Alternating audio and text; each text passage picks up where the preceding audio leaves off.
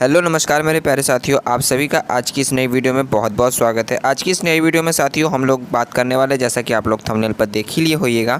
आज की इस वीडियो में हम सभी बात करने वाले ज्योग्राफी के बीए सेमेस्टर 1, जो कि हमारा सेशन 2024 से 28 होने वाला, जो कि न्यू सेशन है हम सभी के लिए, जिसका एग्ज़ाम की जो है बिहार यूनिवर्सिटी की तरफ से नोटिस आ गया है कि वो नवंबर में लेने वाले हैं, नवंबर के लास्ट के सप्ताहों में। तो ये हमारा हो जाएगा ऑब्जेक्टिव क्वेश्चन आंसर, जिसमें कि हम ऑब्जेक्टिव के कुछ महत्वपूर्ण क्वेश्चन आंसर जो कि सीधे एग्ज़ाम में आने के चांसेस है, उसको हम पढ़ने का प्रयास करेंगे। जी भाई साथियों, और एक बात और भी बता दूं, अगर आपको ये वीडियो पसंद आता है तो वीडियो को लाइक या चैनल को ज़रूर सब्सक्राइब करें, और नए वीडियो के नोटिफिकेशन जिससे आपको जल्द से जल्द पहुँच सके। चलिए, तो साथियों हमारा जो है पहला नंबर क्वेश्चन कुछ इस प्रकार से स्टार्ट होता है कि जेम्स जीनस ने किस परिकल्पना का प्रतिपादन किया है। मतलब कि जेम्स जीनस ने, यानी जेम्स जीनस जो व्यक्ति थे, उन्होंने किस परिकल्पना का प्रतिपादन किया है। तो क्या हो जाएगा साथियों इसका राइट आंसर? तो इसका राइट आंसर हो जाएगा निहारिका परिकल्पना की। किसकी परिकल्पना की? तो साथियों निहारिका परिकल्पना का जो है प्रतिपादन किया है। तो ये आप देख सकते हैं, आप पिक्चर के माध्यम से भी मैंने आपको समझाने का प्रयास किया। कुछ इस प्रकार से हमारा सूर्य है, और सूर्य की जो अंदर जो निहारिका की जो परत होती है, उसके बाहर की तरफ की, उसी परत को बताने का प्रयास किया, निहारिका की ऊपरी परत। ठीक है साथियों, चलिए आगे बढ़ते हैं नेक्स्ट क्वेश्चन की तरफ। नेक्स्ट हमारा क्वेश्चन कुछ इस प्रकार से आपके स्क्रीन पर नेक्स्ट हमारा क्वेश्चन है, दूसरा नंबर नेक्स्ट हमारा क्वेश्चन है कि भूपृष्ठ का घनत्व है, यानी भूपृष्ठ का घनत्व कितना है। तो साथियों भूपृष्ठ का घनत्व जो है वो क्या हो जाएगा इसका आंसर? तो इसका आंसर हो जाएगा ए नंबर ऑप्शन 17.2 जो है वो हमारा क्या है? भूपृष्ठ का घनत्व है। तो कुछ इस प्रकार से यहाँ पर आपको पिक्चर मैंने दिखाने का प्रयास किया। ये हमारा भूपृष्ठ है, यानी हमारी धरती है, और उसका जो है भूपृष्ठ का घनत्व 17.2 है। ठीक है साथियों, चलिए नेक्स्ट क्वेश्चन की तरफ बढ़ते हैं। नेक्स्ट हमारा तीसरा नंबर क्वेश्चन आपकी स्क्रीन पर, तीसरा नंबर क्वेश्चन करने का प्रयास कर रहा है कि तीसरा नंबर क्वेश्चन करने का प्रयास कर रहा है कि चैम्बरलिन तथा मेंटल ने, यानी मेंटन जो थे, उन्होंने सौरमंडल की उत्पत्ति के संदर्भ में निम्न में से कौन सी परिकल्पना प्रस्तुत की है। हमारा क्वेश्चन क्या कहने का प्रयास कर रहा था कि चैम्बरलिन तथा मेंटल जो थे, उन्होंने सौरमंडल की उत्पत्ति के संदर्भ में निम्न में से कौन सी परिकल्पना प्रस्तुत की है। तो इसका क्या राइट आंसर हो जाएगा? तो तीसरा नंबर क्वेश्चन का राइट आंसर, यानी कि उसके कहने का मतलब है कि चैम्बरलिन जो थे तथा मेल्टन जो थे, उन्हें सौरमंडल की उत्पत्ति, यानी सौरमंडल जब उत्पत्ति हुआ, जब उस सौरमंडल की उत्पत्ति हुई तो उसके संदर्भ में जो परिकल्पना प्रस्तुत की गई लोगों के द्वारा, यानी कि उन लोगों में जो थे चैम्बरलिन और जो मेल्टन थे, उन्होंने जो परिकल्पना को प्रस्तुत की, उन परिकल्पना को क्या कहा जाता है। तो ये हमारा तीसरा नंबर क्वेश्चन का राइट आंसर हो जाएगा डी। उसे हम ज्वारीय परिकल्पना के नाम से जानते हैं, जो कि कुछ इस प्रकार का जो है चित्र के माध्यम से आपको दिखाने का प्रयास किया जा रहा है। ठीक है साथियों, चलिए नेक्स्ट क्वेश्चन की तरफ आगे बढ़ते हैं। नेक्स्ट हमारा क्वेश्चन, चौथा नंबर क्वेश्चन आपकी स्क्रीन पर कुछ इस तरह से कि चौथा नंबर क्वेश्चन है कि निहारिका परिकल्पना किसने प्रतिपादित किया है। तो आपने अभी पहले जाना था कि निहारिका परिकल्पना किसने प्रतिपादित किया। तो निहारिका परिकल्पना जो है वो हमारा हो जाएगा चौथा नंबर क्वेश्चन का राइट आंसर ए, लाप्लास ने जो है प्रतिपादित किया। यानी लाप्लास ने जो दिया तो कई लोगों ने निहारिका की परिकल्पना है, लेकिन निहारिका की जो सटीक परिकल्पना है वो लाप्लास ने दिया था, जिसका पिक्चर जो है वो कुछ इस प्रकार से आपको देखने को मिल रहा होगा। ठीक है साथियों, अगर आप इस वीडियो को पॉज करके लिखना चाहते हैं तो आप लिख भी सकते हैं, ये आपके एग्ज़ाम के लिए काफ़ी ज़्यादा इंपॉर्टेंट है। और अगर आपको लिखने में अगर परेशानी हो रहा है तो कोई प्रॉब्लम नहीं है, आपको ये वीडियो जो है पूरी तरह से आप इसको अच्छे से समझ कर और वॉच कर लीजिए। आपको इस चीज़ का जो, यानी इस क्लास का जो PDF नोट्स है वो आपको जो है हमारे टेलीग्राम पर प्रोवाइड कर दिया जाएगा, और उसका लिंक हमारे डिस्क्रिप्शन में डाल दिया जाएगा। ठीक है साथियों, चलिए नेक्स्ट क्वेश्चन की तरफ बढ़ते हैं। नेक्स्ट हमारा पाँचवा नंबर क्वेश्चन कुछ इस प्रकार से आपके स्क्रीन पर, पाँचवा नंबर क्वेश्चन है कि निम्न में से कौन सा तथ्य पृथ्वी की आंतरिक बनावट पर सर्वाधिक प्रभाव डालता है। यानी कि निम्न में से कौन से ऐसे तत्व हैं जो पृथ्वी की जो आर्थिक जो बनावट है, जो उसकी बनावट की जो प्रक्रिया है, जो संरचना है, उस पर सर्वाधिक प्रकाश डालता है, यानी सर्वाधिक रोशनी डालता है। यानी कि कहने का मतलब है उस पर सर्वाधिक जो है महत्वपूर्ण बिंदुओं पर चर्चा की जाती है। तो क्या हो जाएगा इसका राइट आंसर? तो पाँचवा नंबर क्वेश्चन का साथियों राइट आंसर कुएँ का खोदा जाना। जी हाँ साथियों, कुएं को खोदा जाना, क्योंकि कुएं की जो संरचना होती है वो सर्वाधिक ज़्यादा महत्वपूर्ण जो है पृथ्वी पर प्रकाश डालती है, यानी पृथ्वी के बारे में, संरचनाओं के बारे में बताती है। तो इसका क्या हो जाएगा right answer? B number option, कुएं का खोदा जाना। चलिए साथियों नेक्स्ट क्वेश्चन की तरफ बढ़ते हैं। नेक्स्ट हमारा छठा नंबर क्वेश्चन कुछ इस प्रकार से आपके होम स्क्रीन पर। तो आपका छठा नंबर क्वेश्चन है कि P व S जो तरंग है उन तरंगों के छाया क्षेत्र का अधिकेंद्र से विस्तार है, यानी कौन से अधिकेंद्र से उसका विस्तार जो है यानी उसको बढ़ना शुरू हो जाता है। यानी कि P और S एक पॉइंट है जो कि कुछ यहाँ पर आपको दिखाने का प्रयास किया गया है पॉइंट आउट के हिसाब से। यहाँ आपको P है और यहाँ आपको S है, ठीक है साथियों। तो ये जो P पॉइंट जो दिखाया गया है और S इधर की तरफ आएगा, P यहाँ पर आपको दिखाया गया है, ये P पॉइंट है, ठीक है ना। ये P पॉइंट की तरफ जैसे ही S की तरफ ये बढ़ता है, यानी P पॉइंट से जैसे ही वो S की तरफ बढ़ता है, इधर की तरफ बढ़ता है, तो किस प्रकार से उसका अधिप्रकाश बढ़ता है, तो उसको बताया गया है कि तो तरंगों में छाया का अधिकेंद्र से विस्तार होता है, यानी कि बढ़ता है। तो क्या हो जाएगा इसका राइट आंसर, तो कौन से केंद्र से ये बढ़ता है। तो छठा नंबर क्वेश्चन का हमारा राइट आंसर हो जाएगा ए। जी हाँ साथियों, 0.5 यानी कि 105 डिग्री से लेकर 145 डिग्री के बीच में जो अधिकेंद्र है वहाँ से जो है इसकी प्रकाश के विस्तार को जो है बढ़ना शुरू हो जाता है। जी हाँ साथियों, चलिए नेक्स्ट क्वेश्चन की तरफ बढ़ते हैं। आई होप आपको क्वेश्चन जो आंसर है जो समझ में आ रहा होगा। अगर किसी प्रकार की परेशानी है तो आप हमें कमेंट करके ज़रूर बताइए। हमारी टीम आपके हर कमेंट को पढ़ती है और उसमें जो भी परेशानी है उसको दूर करने का प्रयास करती है। चलिए साथियों, नेक्स्ट हमारा 7वां नंबर क्वेश्चन है, मेंटल की गहराई क्या है। मेंटल क्या है, तो साथियों आप मेंटल सोच रहे होंगे क्या, तो मेंटल उस चीज़ों को बोला जाता है जो कि एक समुद्री गहराई को जो नीचे तक जो नापती है, जहाँ पर जो अधिक से अधिक गड्ढा होता है, जिसके माध्यम से आपको यहाँ पर दिखाने का प्रयास किया गया। यहाँ पिक्चर में ये देख रहे हैं, यहाँ पर पूरी समुद्र तल जो है एकदम समान है, लेकिन यहाँ पर एक जगह पर जाने के बाद ये है ना एकदम ज़्यादा गहरी हो गई है। तो इसका मतलब है कि मेंटल की गहराई कितनी है।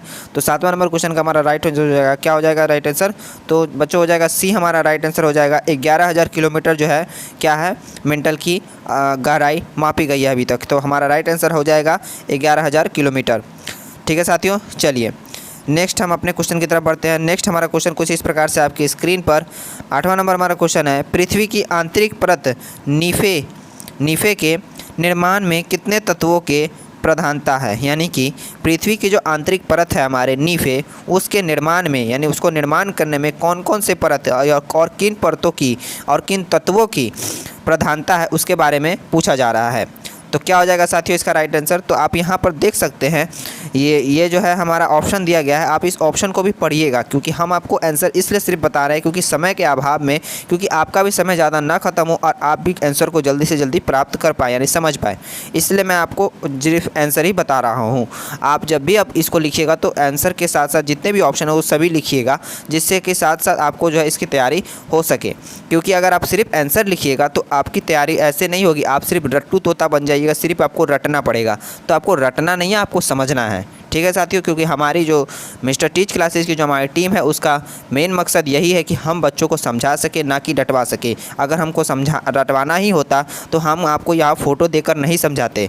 जिस तरह से और भी अदर चैनल जो है फालतू का टाइम ख़राब करते हैं या फिर जो भी है जो आपको किसी भी प्रकार से समझा देते हैं, लेकिन अभी के समय में जैसा कि हमने समझा है कि फ़ोटो के माध्यम से समझाना काफ़ी ज़्यादा इम्पॉर्टेंट है। और आने वाले समय में ये तो फ़ोटो है, आने वाले समय में हमारी टीम जो है वो आपको इससे भी बेहतर चीज़ें प्रोवाइड करने वाली है, बस आप हमारे साथ बने रहिए। चलिए साथियों, तो हमारा जो है 8वां नंबर क्वेश्चन पर हम थे। तो 8वां नंबर क्वेश्चन में कहा जा रहा था कि नीफे की परत की जो निर्माण है उस तत्वों में कौन सी तत्वों की प्रधानता है। तो क्या हो जाएगा साथियों इसका राइट आंसर, तो हमारा 8वां नंबर क्वेश्चन का राइट आंसर हो जाएगा साथियों डी।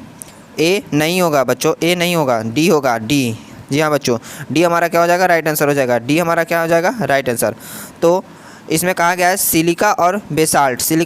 तो सिलिका किसे कहा जाता है, तो सिलिका इसे कहा जाता है, ये जो पाउडर है इसे सिलिका कहा जाता है, इसे बेसाल्ट के नाम से जाना जाता है, ठीक है साथियों। तो ये हो गया हमारा, ये आप नमक मत समझिएगा, ये एक सिलिका, ये एक चूरन है जो कि एक पाउडर बना के आपको दिखाया गया है।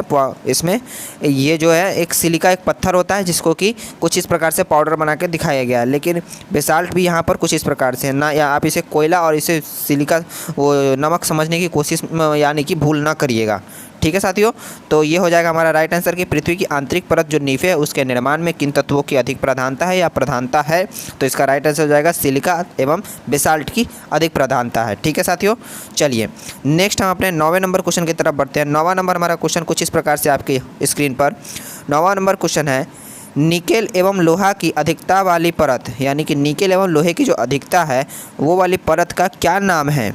तो क्या हो जाएगा इसका राइट आंसर? तो इसका 9वां नंबर क्वेश्चन का राइट आंसर हो जाएगा। उसको जानने से पहले आप यहाँ पर एक छोटा सा आप डेमो यहाँ पर देख रहे हैं। ये कुछ इस प्रकार से जो परत के बारे में डिस्क्राइब करके बताया गया है। तो आपको सिर्फ जो है इस पिक्चर में देख रहे हैं कि क्या कहाँ, क्योंकि इतने छोटे छोटे पॉइंट है वो आपको समझ में नहीं आएंगे।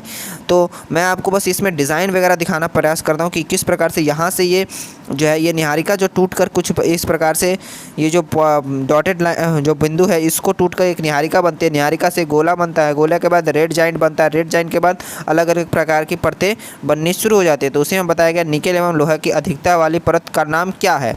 तो इसका क्या हो जाएगा साथियों नाम? तो 9वां नंबर क्वेश्चन का राइट आंसर हो जाएगा डी, क्रिस्टल क्रस्ट। क्रस्ट जो है क्रस्ट इसका नाम हो जाएगा। ठीक है साथियों, तो हमारा 9वां नंबर क्वेश्चन का राइट आंसर क्या हो जाएगा? क्रस्ट।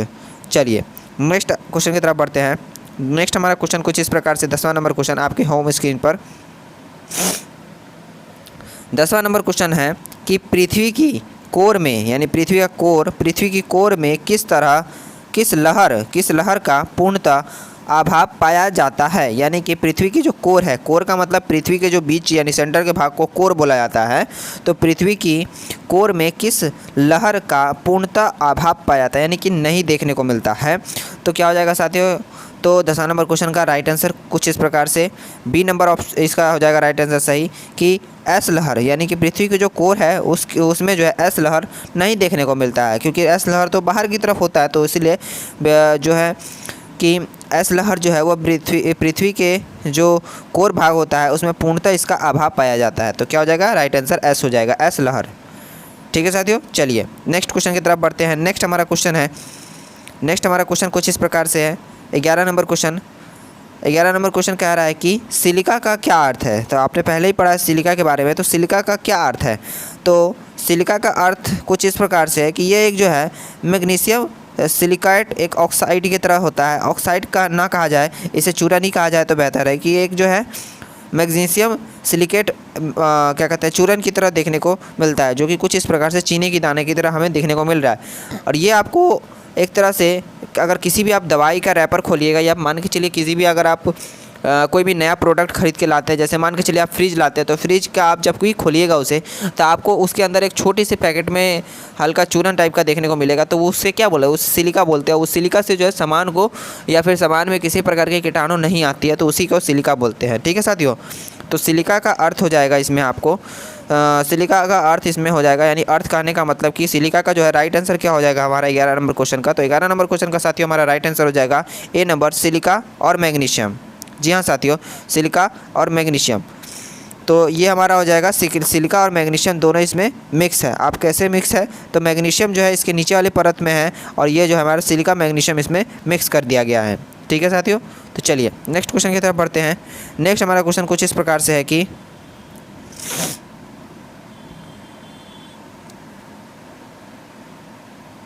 12 नंबर क्वेश्चन हमारा कुछ इस प्रकार से आपके होम स्क्रीन पर देखने को मिल रहा है कि स्वेश ने पृथ्वी की आंतरिक संरचना को कितने भागों में विभक्त किया? यानी स्वेश जो एक संरचना है उसने पृथ्वी को आंतरिक संरचना को, पृथ्वी की जो आंतरिक संरचना है उसको कितने भागों में विभक्त किया है? तो हमारा 12 नंबर क्वेश्चन का राइट आंसर हो जाएगा, 12 नंबर क्वेश्चन का साथियों हमारा राइट आंसर हो जाएगा सी। जी हाँ साथियों, 3 भागों में विभक्त किया। यहाँ देख सकते हैं कोर, मेंटल और क्रस्ट के रूप में विभक्त किया गया है। तो हमारा इसका राइट आंसर हो जाएगा 3 भागों में विभक्त किया है। ठीक है साथियों, चलिए नेक्स्ट क्वेश्चन की तरफ बढ़ते हैं। उससे पहले यहाँ देख सकते हैं कि 3 परत जो है अल, सीमा और नीफे के नाम से। तो नेक्स्ट क्वेश्चन की तरफ बढ़ते हैं साथियों। तो नेक्स्ट हमारा क्वेश्चन 13 नंबर क्वेश्चन कुछ इस प्रकार से है आपके होम स्क्रीन पर। 13 नंबर हमारा क्वेश्चन कहता है कि स्वेश द्वारा प्रस्तावित नीफे परत में निकेल के अधिकृत दूसरा कौन सा तत्व यानी कौन तत्व है? यानी कि श्वेत द्वारा जो प्रस्तावित नीफे का जो परत है उसमें निकेल के अतिरिक्त यानी निकेल के अलावा दूसरा और कौन सा परत देखने को मिलता है? तो इसका 13 नंबर क्वेश्चन का हमारा राइट आंसर हो जाएगा बी। जी हाँ साथियों, कोयला हमें देखने को मिलता है। निकेल के अतिरिक्त जो है उसमें दूसरा परत जो है नीफे के साथ हमें कोयला देखने को मिलता है। तो यहाँ पर कुछ इस प्रकार से उसका फ़ोटो दिखाया गया है। ऐसे तो आप सभी लोग कोयला को जरूर ही जानते होइएगा। चलिए बढ़ते हैं नेक्स्ट क्वेश्चन की तरफ। नेक्स्ट हमारा 14 नंबर क्वेश्चन है आपके कुछ इस तरह से स्क्रीन पर।